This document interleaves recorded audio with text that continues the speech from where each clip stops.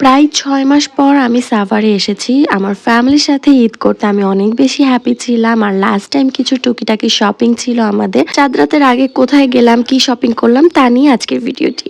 Hello everyone, welcome to my another blog Dipti's ওয়ার্ল্ডে সবাইকে welcome করছি। আজকে হচ্ছে আমি ৬ মাস পর বাসায় যাচ্ছি আমার ঈদের ছুটিতে ঈদ করতে ফ্যামিলির সাথে। সো আমি অনেক বেশি হ্যাপি ছিলাম, রাস্তায় কোনো জ্যাম ছিল না, আমি খুব তাড়াতাড়ি চলে এসেছি। এসে দেখি জাহাঙ্গীরনগর পুরো শুনশান, কেউ নেই, জাহাঙ্গীরনগর একটা পোকাও নেই, কজ হচ্ছে ক্যাম্পাস অফ করে দিয়েছে। ২৮ রমজানে আমি বাসায় এসেছি, তো বাসায় এসেই আমি সবার সালামি রেডি করছিলাম, কজ আমি আজকে একটু দাদুর বাসায় যাব, দাদুর সাথে দেখা করতে। তো ওই বাসায় হচ্ছে আমার পুচকে কয়েক কাজিন আছে, তো তাদের জন্যই আমি সালামি রেডি করছিলাম, দাদুকে দিব এই জন্য রেডি করছিলাম। যখন থেকে নিজে আর্ন করা শুরু করেছি তখন থেকে আমি সবাইকে প্রত্যেকটা ঈদে সালামি দেওয়ার চেষ্টা করি, হোক সেটা ১০ টাকা বা ৫ টাকা।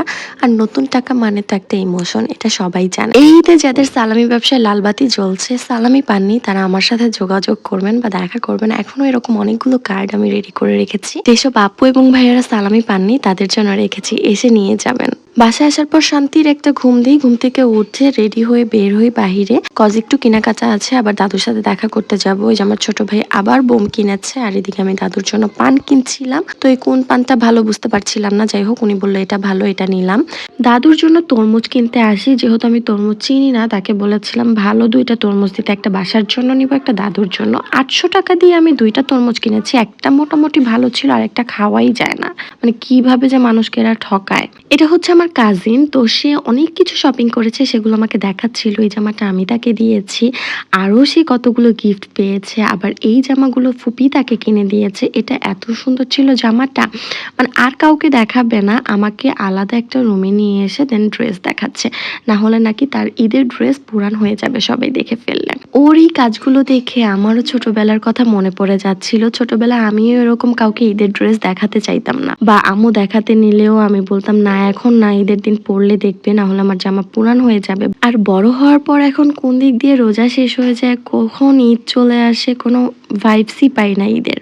দাদু বাসা থেকে চলে আসি মার্কেটে, আমার একটু টুকটাক শপিং করার বাকি ছিল, তেমন কিছু না। তো এখানে হচ্ছে আমি আম্মুর জন্য লিপস্টিক খুঁজছিলাম। আম্মু গাঢ় কালারের লিপস্টিক পরতে খুব পছন্দ করে, বা খয়েরি কালারের।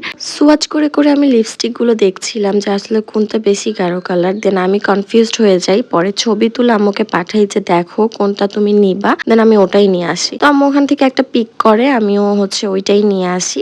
এই হচ্ছে আমার হাতের অবস্থা। তারপর লিপস্টিকটা আনার পর আমাকে বলতেছে যে এটা একটু বেশি গাঢ় কালার হয়ে গেছে, বলেন কার জন্য কি করলাম।